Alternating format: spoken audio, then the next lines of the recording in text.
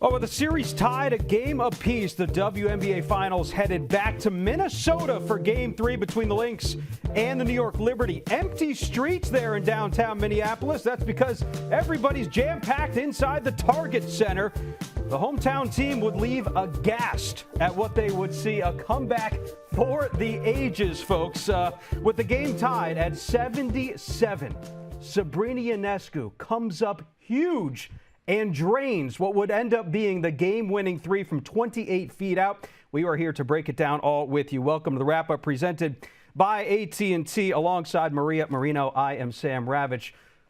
Let's all take a deep breath here, because what we just saw was impossible, turned improbable by a player who has been so big at so many times for the Liberty. I mean, how do you put into words what you just saw? Sabrina Ionescu just hit one of the most clutch, impressive shots you will ever see in the game of basketball. And it didn't matter what she had done earlier in the game, had a bit of a slow start. But this skill right here, the confidence to put the game away, leaving just a second on the clock. Sabrina with the absolute dagger.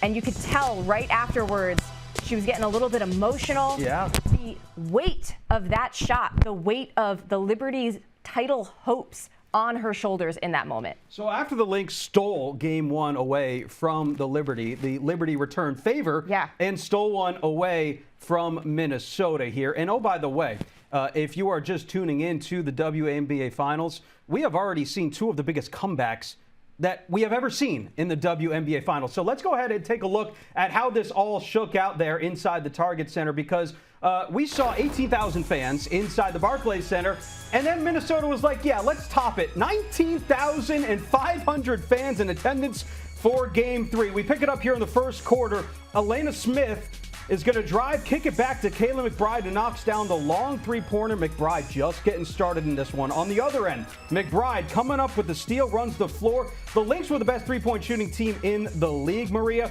Their two three-point shooters came up today. Well, you knew McBride was going to come out firing, only 8 points in Game 2. In Game 3, she had 8 points within the first couple of minutes of the ball game. All right, let's go to the second quarter now. McBride going to miss the floater here. Gets it back, though, into the corner, drills the three. McBride starting to look like the player that we saw in Game 1 for Minnesota. Now McBride driving, finding Carlton in the corner, who hit a couple of big threes as well. The Lynx building their lead. They're up 13 points, and at this point, we're like, all right, this is the fast start we were looking for. Well, as soon as I saw Minnesota making their threes, I thought that was danger for the Liberty. In the games that Minnesota has been victorious this season, including the playoffs, they have shot well from three. Courtney Williams getting a little fancy on this fast break, dishing it out to Fee, who was running up and down the floor today. Later on in the corner, McBride coming off the screen. Lynx went up by double digits here. This is late. Absolutely. But meanwhile, Stewie was like, wait, I'm not done yet. No, let me just remind everybody why I am one of the best players to ever play this game of WNBA basketball here. Fourth quarter, McBride, a long three. She hit quite a few huge shots in this game, but on the other end, Stewie going to drive it in, takes the contact, gets the bucket. They tie it up 69 apiece. Now, here's where things get interesting. 2:15 left. Liberty down 4. Jonquel Jones, who hadn't made a three all game, knocks down the biggest one of the game up to that point. Liberty cut it to 1. Next Liberty possession. Ionescu finding Jones on the pick and roll. She's going to lay it up. Liberty takes their first lead since early on in this game. A minute left. Ionescu uses the Stewie screen and hits the three. That's just the first of what we're going to see here in this highlight. Sam, I thought that was going to be the dagger. Little did I know what was to come. All right, but the Lynx would fight back here. They had a couple of really good defensive stops. And now Fee at the free throw line, 77-76. Collier. I thought it was really smart of her to draw the foul in that moment, and she drained both. She did her job, but here we go. All right, clock winding down here. You and I were sitting in studio. We're like, she's too far away. She's too far away. Nothing is too far away for Sabrina Ionescu, and what I love about this shot, this was not just a heave. I mean, that was a skilled, practiced shot by Sabrina Ionescu. She told Holly Rowe after the game it was preparation that made her ready and willing in that moment. Stewie, 30 points, 11 boards, 4 blocks, 22 of those points coming in the second half of this game, as well as the Liberty go on the road and steal one in Game 3. But let's start here with Sabrina Ionescu. Drafted by this team. We talk about all of the newcomers, the additions, the big three that they brought in. Well, Sab has been here since she was drafted from Oregon. She comes up with the biggest shot, as Ryan Ruocco said on the broadcast, of Liberty history. What, I don't know, what do you make of her performance and how the Liberty were able to win this game? What impressed you most? I think what impressed me most about Sabrina was that she stayed patient. She didn't force things, and we talked about that, praising her in Game 2, right? She had a quiet second half in Game 2. That continued here in Game 3. I mean, she didn't have her first field goal attempt in this game until midway through the second quarter, didn't have her first made field goal until almost halftime.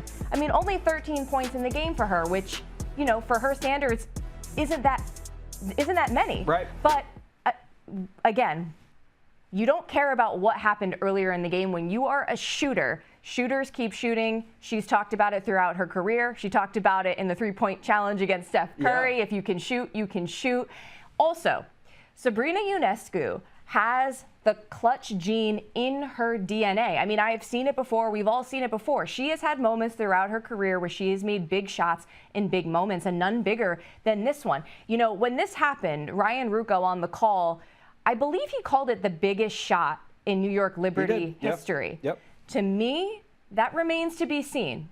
Will the New York Liberty finish the job here and get the first title in franchise history? Because right now, in my opinion, she's tied with the great Teresa Weatherspoon, who in the 1999 WNBA Finals hit the shot. You all remember the famous call from Mike Breen. However, that was only to extend the series. They, of course, ended up losing to the Houston Comets. So if New York goes ahead and finally finishes the job, and this is what, their 6th finals appearance to actually get the title, that shot will, in fact, be the biggest in franchise history. Let's just go back to Game 2 for just a second, Maria, because Sabrina had just 1 point the entire second half in Game 2. Fast forward here to Game 3. She has 2 points in the entire first half. So there is a whole game where she has 3 points in the WNBA Finals.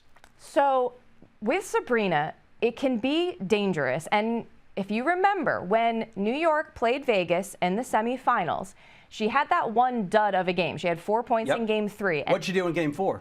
Well, hold on. Before we even get to Game 4, after Game 3, what did she describe the Vegas defense as? Minnesota-esque. That's what she called it. And, you know, coming into this game, Sabrina had the lowest field goal percentage against the Lynx lower than any other opponent this season, right? So Minnesota has the formula to be able to shut her down. I mean, we already know Minnesota is one of the best defenses in the league, and it's very dangerous for New York because another thing, going back to the semifinals, what did Becky Hammon call Sabrina? The head of the snake. She's so integral to everything New York wants to do. You cut her off, you shut her down. It makes it really, really difficult for New York to get into what they want to offensively. You mentioned Sab's numbers against Minnesota. One of the reasons why Minnesota has had so much success against the Liberty this year is because they've been able to shut her down. Take a look at this. Sabrina versus Minnesota this year. Her best game was back on, was October 13th, which was a couple days ago in the finals, 57%. And that was with, as you said, her barely scoring in the second half. But, you know, she was more efficient. So we knew this was probably yet again going to be difficult for her. You know, she still had the 6 assists. And luckily, while Sabrina wasn't scoring, Stewie was. No question. Let's talk about Stewie. I'm glad you brought her up, Maria, because Stewie, the 2-time MVP, had to remind everybody a little bit as to why she won those MVPs earlier. Put up 30 points, 11 rebounds in this game, and she was in the huddle there in the fourth quarter. What did she say, Maria? Oh, well, I think if you can read lips, you could get an understanding of what she was saying. But essentially, she was like, we're not losing this game. And she was yelling. And I find it notable because I've been covering Stewie for a long time. She's extremely even-keeled. I think it's one of the reasons why she's been so successful in her career. She's not the most fiery player. To see her yelling and cursing like that in the huddle, I was like, oh, wow. Like, Stewie is on a mission. And she was playing like it. And look, she could very well get her third finals MVP here. But more importantly, she could be getting her third career WNBA championship. And also, let's not forget, we're going to talk about Sabrina Ionescu's shot. We're going to talk about a couple of big threes. Jonquel Jones hit one down the line. But they are not in this position. The Liberty are not in this position to win this game without what Stewie did in that second half. And not just offensively, but defensively too. I mean, four blocks in the game. Yeah. 4 blocks. I mean, it's been a real interesting battle between Napheesa Collier and Breanna Stewart. But, you know, the last 2 games, Stewie played better defense and, you know, made things difficult for Napheesa especially. I think in the first half of tonight's game, Stewie had like 8 points and then 22 in the second half. It was like she realized that it was going to have to go through her and she was really going to have to put the team on her back a little bit. And she really used her experience. And I think it's such an incredible story already, going from game 1 and the heartbreak that she experienced and just like a crazy game 1 that like had such a slim chance for Minnesota to win and the fashion in which it happened. And so far, so good with the comeback for Stewie. All right, so if you're just joining us again, folks in the YouTube chat, please let us know if you have caught your breath yet, because we are still catching ours in studio after Sabrina Ionescu nailed a 28-footer to win the game, steal one away from Minnesota there on their home floor and go up in game 3. Let's flip the conversation now to Minnesota here, Maria, because we heard their coach, El Reeve, after game 2 say and lament on the fact we just have not gotten out to fast enough starts. And to their credit, they did. After trailing after the first quarter by double digits, both in game 1 and game 2, Minnesota flipped the script. And they were the team that was leading after the first quarter by double digits. Where did things go wrong for you? So Minnesota did so many things right. I mean, they started off exactly as they wanted to. I believe it was 14-5 in the first quarter, about midway through, when New York had to take a timeout in the first quarter for like the first time this postseason. And like I already mentioned, the 3-point shots were falling for them. I think what went wrong is that New York just was able to close every single quarter. They went on a run to end up in a winning position. Even in the first half when they were trailing and they were down like 8 or 10 points most of the game, they were still in the positive, like in the green, you know, late in those quarters. So closing was what New York did right. And for Minnesota, like, it wasn't necessarily much that they did wrong. I just think that New York fought harder. In the first half, I kept thinking, Minnesota's just a tougher team right now. They just want it more. They're getting more rebounds. Like, they're hustling more. They're wreaking havoc. And in the second half, I felt the opposite. I felt like New York really took it to them and they were the ones being the aggressors. I think if we told Coach Reeve before the game started, your team is going to shoot it 43% from 3. You're only going to turn the ball over 10 times. And, oh, by the way, you're going to force 16 on the other end. Probably would have said we should win this game. Like, it just doesn't compute, as they say. The math is not mathing right now. Well, the math, unfortunately, wasn't in Napheesa Collier's favor. And I mentioned how, you know, Stewie kind of bested her, I think, in terms of who's shutting down who. And you know, Napheesa ended up with 21 points, but only 9 of 22 from the floor. Like, there were times where she was getting, you know, she was walking over to the basket and getting these easy layups, but then there were a lot of other, you know, finishes at the rim that just didn't bounce their way. And not just Fee, like, really everybody. We were talking about during the game, Sam, we're like, how many missed layups have there been for Minnesota now? And that's, again, just a credit to New York for staying with them and just upping that toughness factor and that grit factor. It starts on the defensive end, right, for Minnesota, and they made New York extremely uncomfortable for a large chunk of that first half, Maria. Let's not forget the charge that Courtney Williams took on Stewie, and let's not forget that Stewie had to sit for a good chunk of that first half and still ended up with 30 points. The 28 points in the first quarter were the most that the Lynx had ever scored in this postseason. So, like, they did everything they were supposed to do in this game. It just didn't equate to a win. I want to ask you this question, and I'm not going to ask you to be Cheryl Reeve, but for the sake of this this conversation, try your best, if you would, Maria. What do you think she is telling her team? Because she's won 4 of these things before, so she has seen her teams be in tough situations like this one. What do you think her message is to this group that she has really loved and brought together? The message from Cheryl Reeve to her team right now is we're not done yet, and we're winning this next one. We still are at home. We did just about everything right in that game. We got better three-point production. We got off to a hot start. One thing we haven't mentioned yet, Alana Smith was in and out of the ball game with an apparent back issue. That's something to monitor moving forward.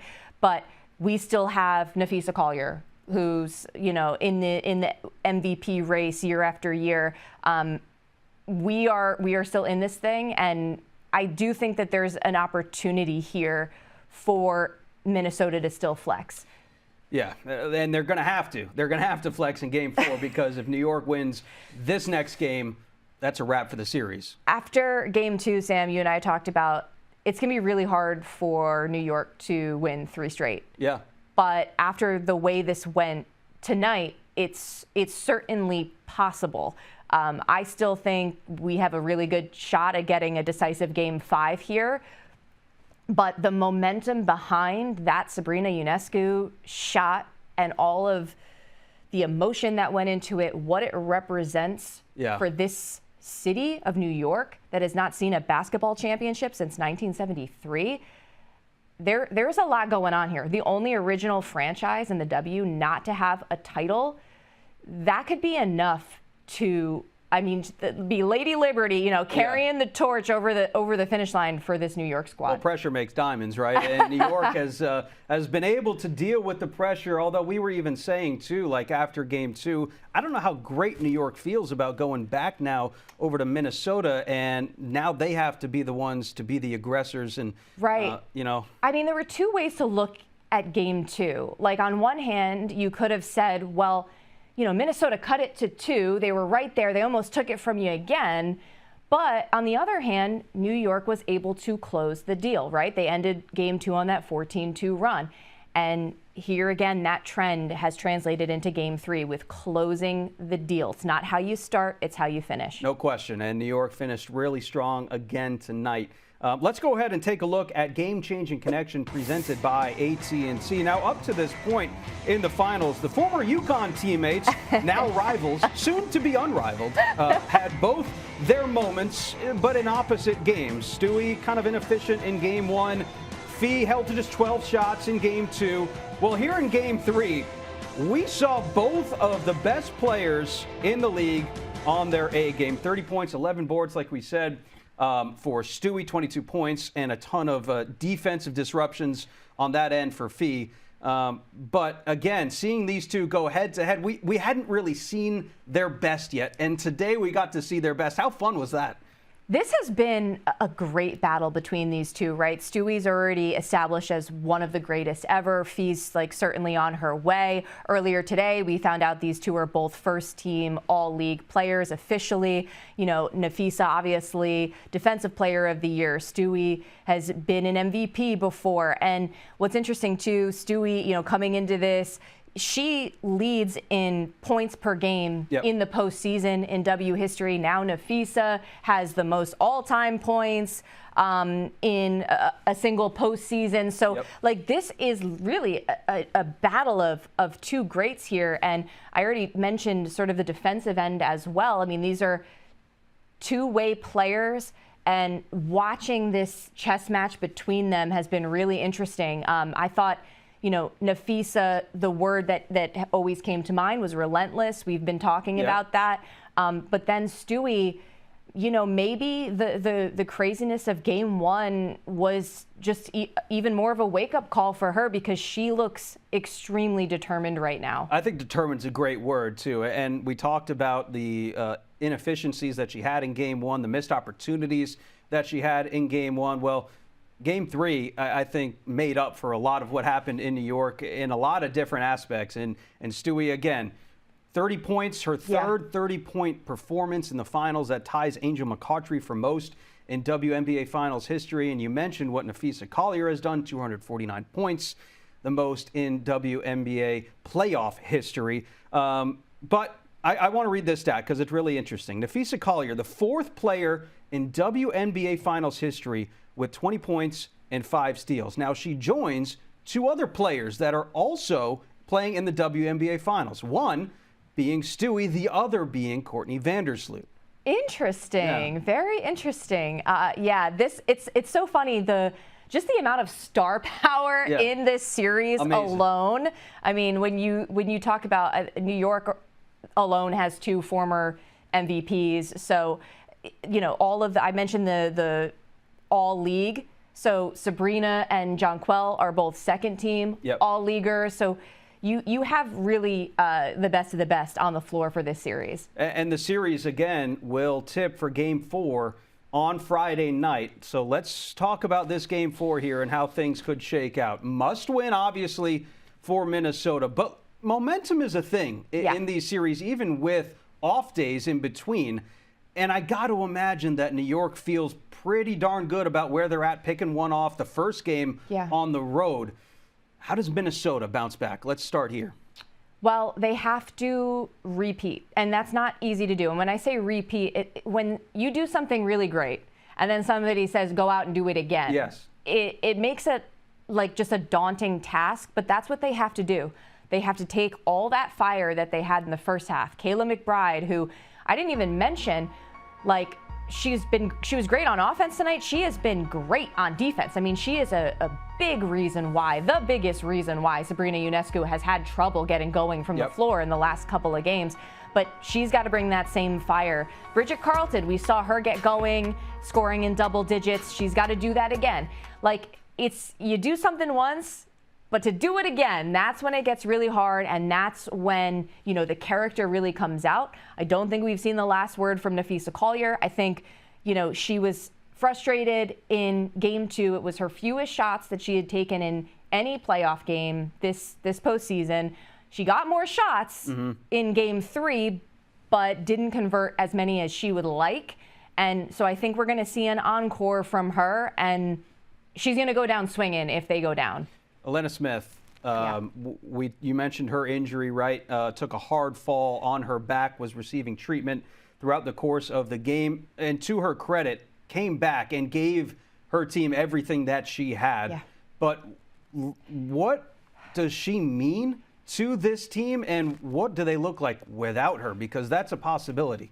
She's so underrated, but Cheryl Reeve has spoken about the importance of Elena Smith, all the things that she does, even if she's not scoring. A lot of times she's getting on the glass, she's hustling, she is contesting a lot of shots. She is very, very important to what they do, and she stretches the floor for them. She's also able to knock down the 3. So her status is very much important, and she is going to be essential, I think, for Minnesota to have a chance to extend this series. The fact that they are staying home is a blessing. I think she'll have time, hopefully, to get right. I think she was, in the moment, probably hit with emotion and just disappointment that she wanted so badly to stay out there.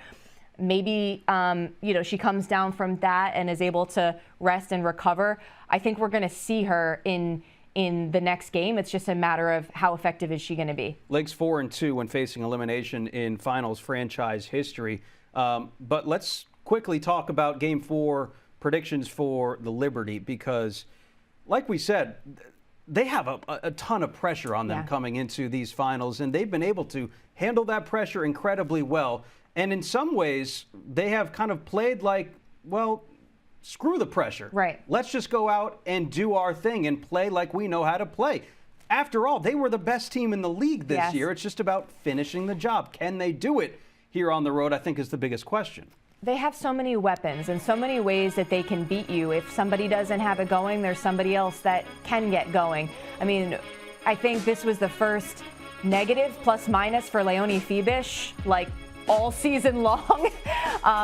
And, you know, so she's an example of she could be an X factor. We saw Benaja Hamilton be an X factor in game 2. You know, who is it going to be in this next game? Jonquel Jones had a phenomenal game 1, and she's been impactful certainly these last 2 games, but she could have another monster performance here moving forward. I think with the Liberty, it's more just about playing team basketball. I think in the first half, as we were watching, we were like, why are they so stagnant? The ball was sticking. They were just like not moving without the ball. The ball wasn't moving. Not Liberty basketball. No. But they went into halftime and clearly cleaned up some things. I thought the defensive effort was loads better, you know, in the second half. So they know that they can do this. They have the belief in themselves. They know that they can weather storms. I think that's really important. When you've been in situations where things aren't going your way and you overcome, which I believe they did not just in this game, but in game 2 as well, where they were facing some adversity and they still, you know, made it through. To get up and get back out there, to get up from what happened in game 1, all of these little things are piling up now. And I just think that there is a ton of momentum right now.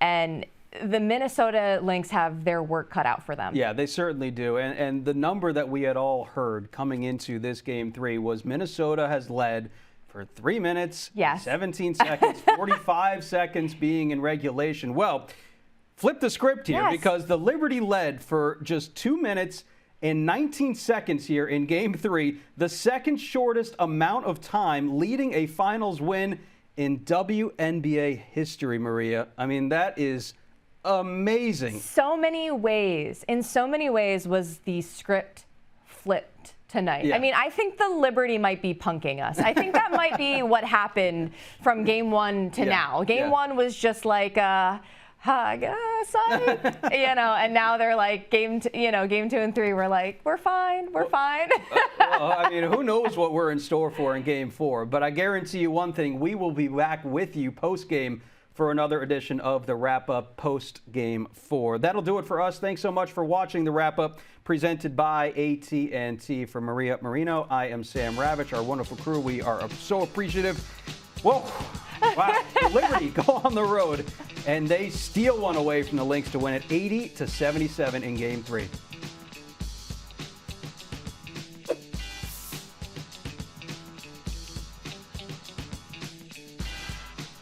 Thank you. I don't know.